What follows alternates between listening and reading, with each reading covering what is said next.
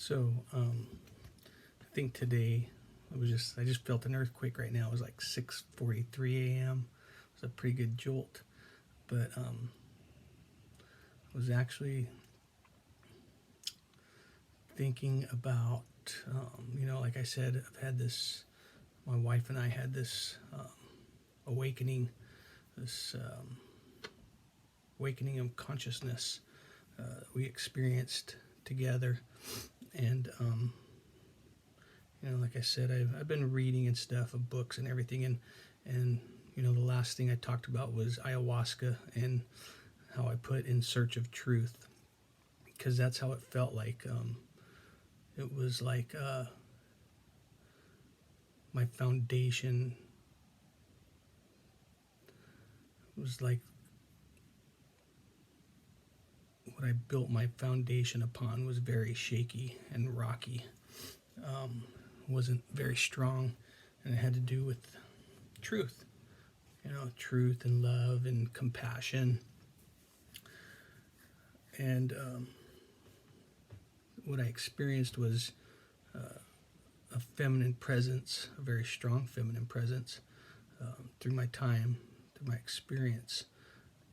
And it just felt like women had been wrong for so long. And I know I've talked about this before, but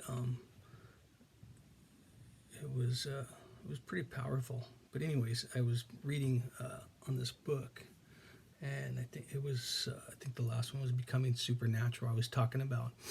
And I wasn't finished with the book when I did my last video, but something interesting came to me as I was reading it. It's called the Schumann Resonance. And I just want to read something because it's out of the book, and it's on Wikipedia, but it talks about how the 7.83 hertz frequency, Earth's electromagnetic field, Earth's heartbeat. Ancient rishis refer to this as Om, or the incarnation of pure sound, also a very powerful frequency used with brainwave entrainment associated with low levels of alpha and upper theta waves, allows us to go beyond with the analytical mind and into the subconscious. Earth and brain's frequency have very similar resonance, and that our nervous system can be influenced by the Earth's electromagnetic field. So it was just kind of stuck with me just because of the way I felt. I felt it was some electromagnetic waves within my body, and the way that I came out, how it felt like it was a piece of tin that you shake. And I meditated to Om. It was Om. And like I said, I'd never meditated before. It was the first time. But it was just so powerful. And that whole experience it seemed like everything was alive. Like I can feel Mother Nature, Mother Earth breathing.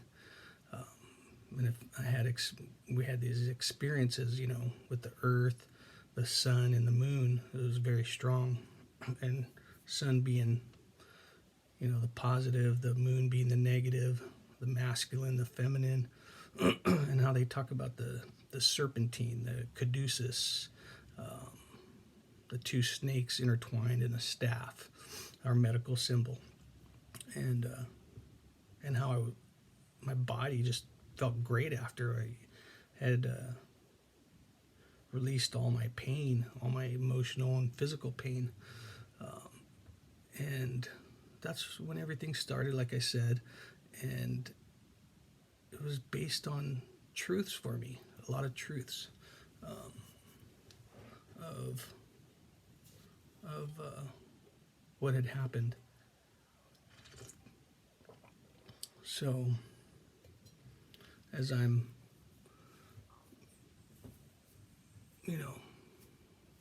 going through this journey,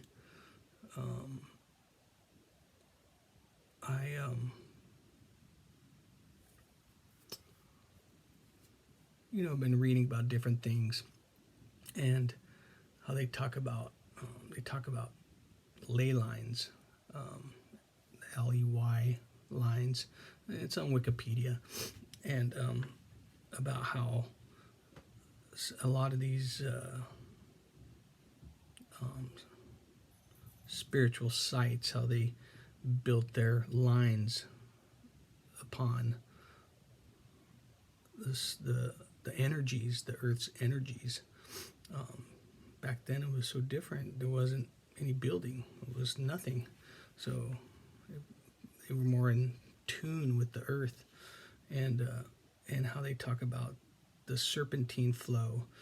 It's like feng shui, of the positive and negative energies of the Earth, of how they built their structures as well. And it's like how the Earth, the positive and the negative, overlaps in a dance, in a way, a fluidity of like a serpentine, like a serpent, and how they flow and interconnect with each other.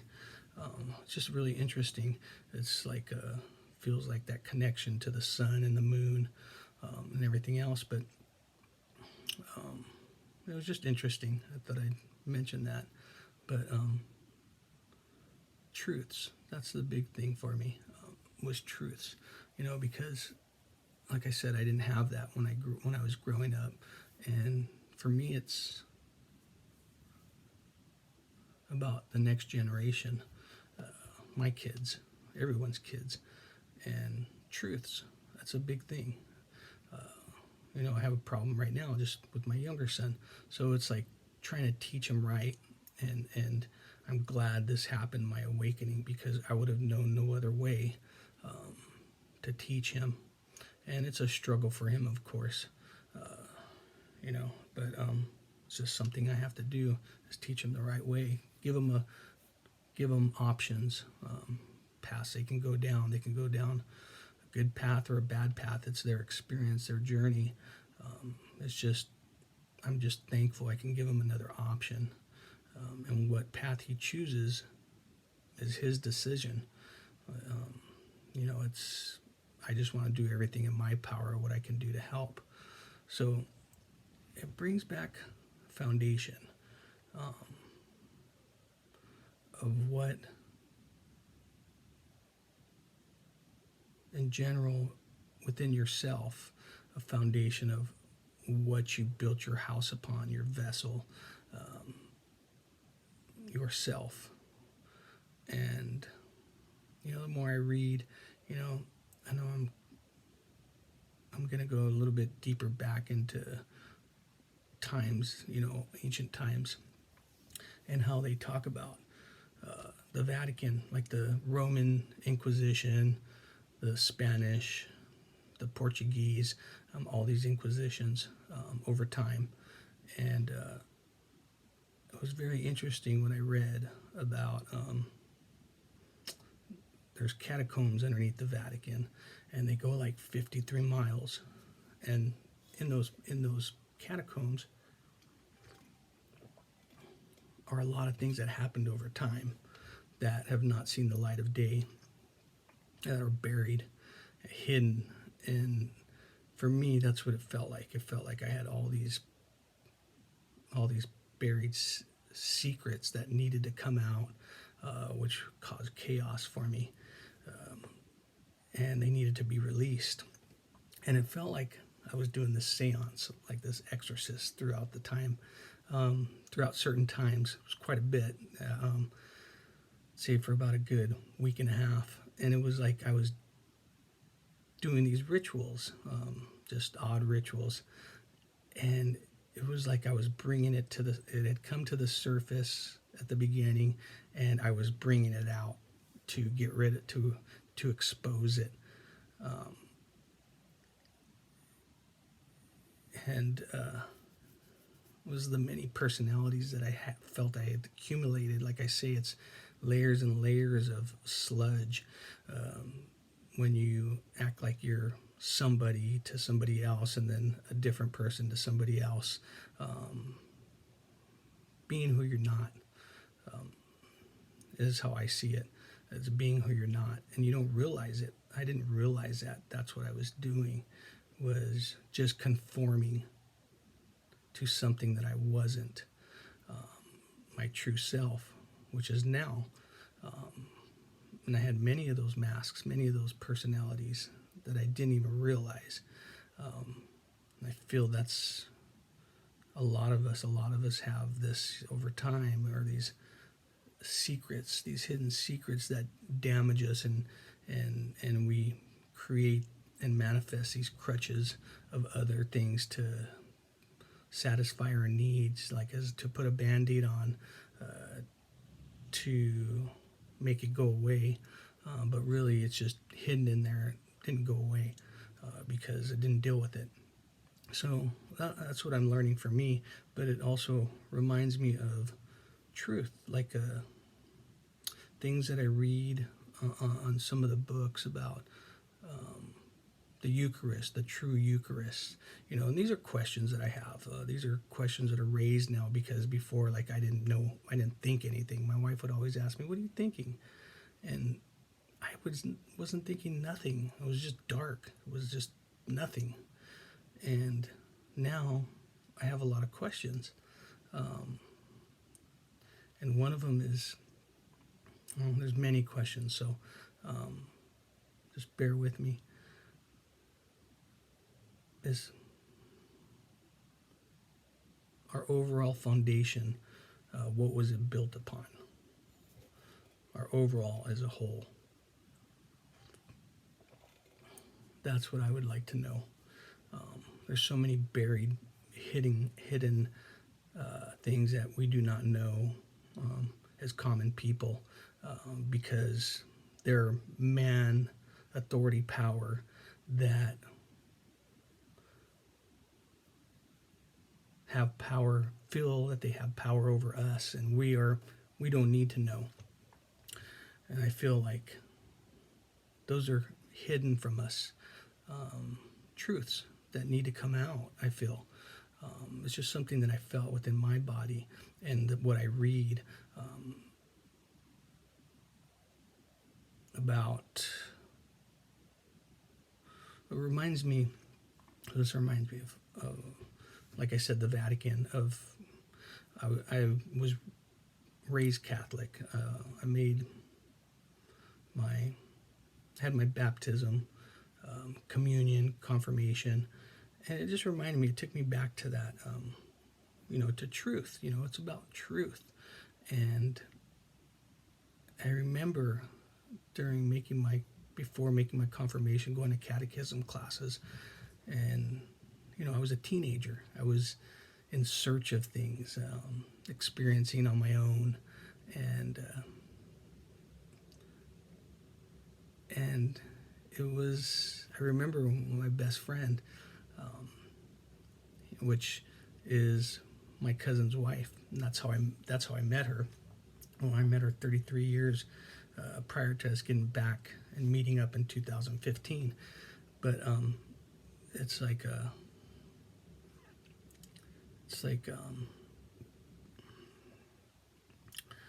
just remember I love this poster he had. It was a glow in the dark, and I might not say it word for word, but just something that I remember. I remember it said, "Yeah, though I walk through the valley of the shadow of death, I shall fear no evil, for thou art with me. Thy rod and thy staff." And his said something different with, the Battis MF. And so it just brought me back to that time of catechism. And I remember we used to get stoned and go there and just laugh, just because we were teenagers. We were exploring. And we were doing what we wanted to do. We were being who we wanted to be.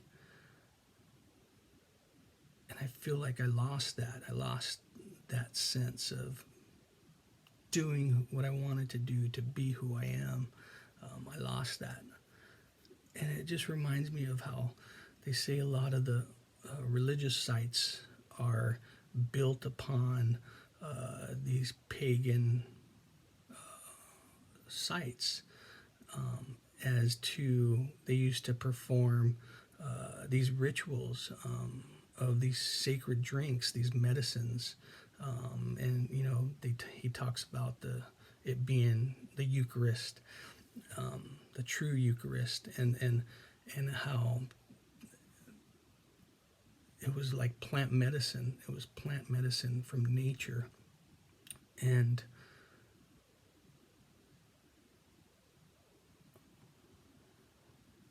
they were somewhat of rebels. You know, they were going against the church, and the church didn't like that. And in this book that I was reading, the Immortality Key, it had talked about the burning of witches at the stake, so-called witches. You know, to me, it was the priestess or the one who was performing these sacred rituals to see another world, a spiritual world, to find your destiny, your path, search of your path. You know, to be in contact with who you feel is God, to see that higher self. And the church didn't like it. You know, they wanted conformity, to not be able to think for yourself. So, you know, they rounded up women, daughters, burned them at the stake, is what I read. And they wanted to rid of that spiritual sense, that feeling, and you know, it's in a lot of different things. They have it in the Eleusinian mysteries, the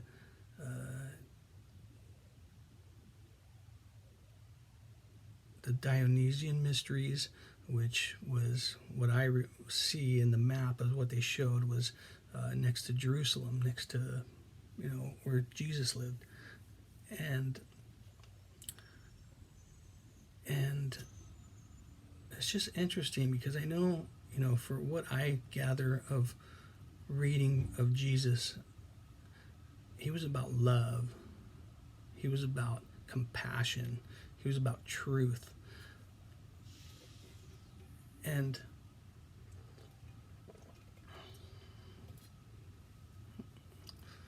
it's a very touchy subject, I know, but it's like, I feel like truths need to come out so we can heal as we can heal globally.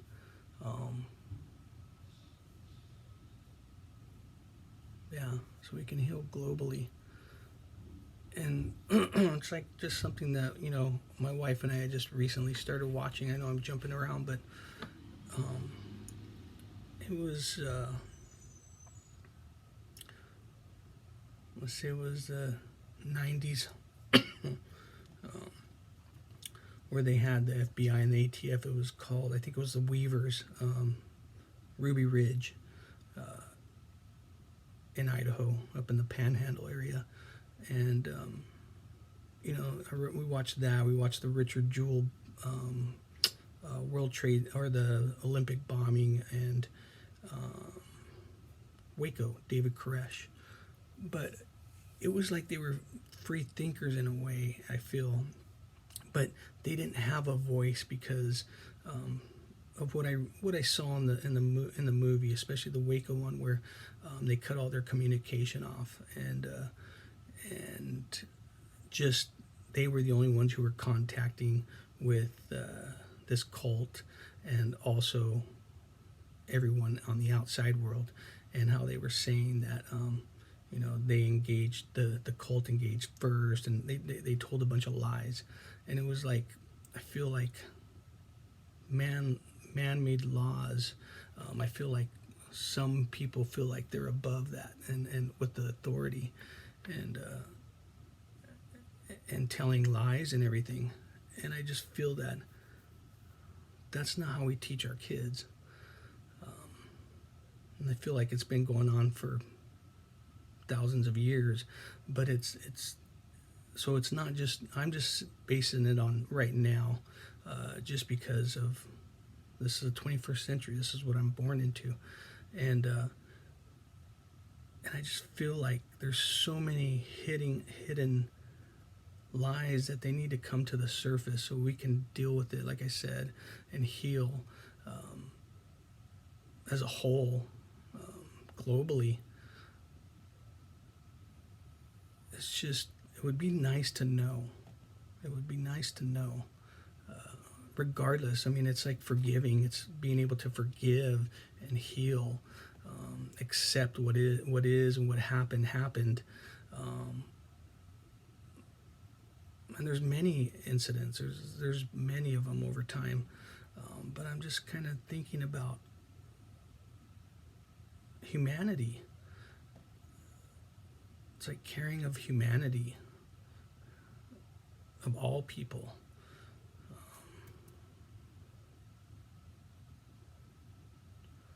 It was just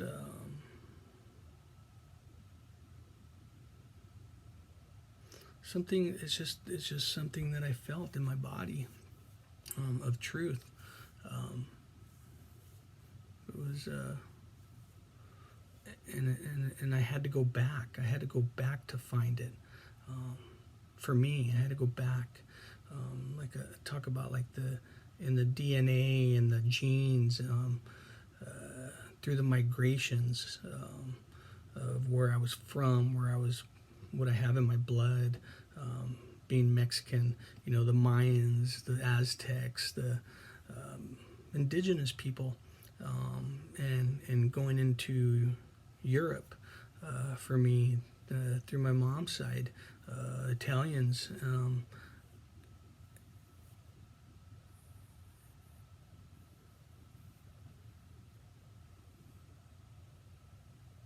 It's like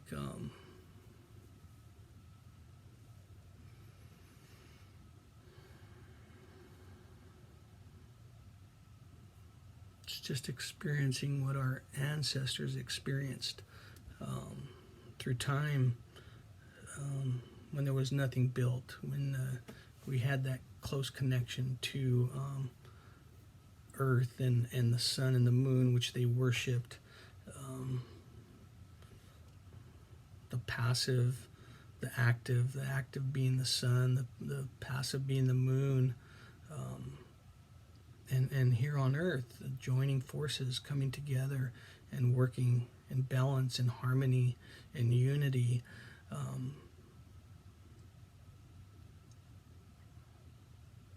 Yeah, it's just, and it comes through, love, compassion, truth, all those things. Getting out those dark secrets and being able to heal. We have to heal, not only within ourselves, but as a whole, outward, so our children can benefit from it, because it's all about the next generation, and that's how I feel that we should do it, within ourselves to heal. They say our minds are connected to the earth, with that frequency, the vibrations, the sounds. It's like healing as a whole is having peace, within each other, for each other, for all things, through our minds, through the meditations that they do worldwide, globally. It's like trying to create that peace for all things. But yeah, I think that was all I kind of wanted to mention. I know it's some touchy subjects, but it's just something that I felt and that I've never really thought about.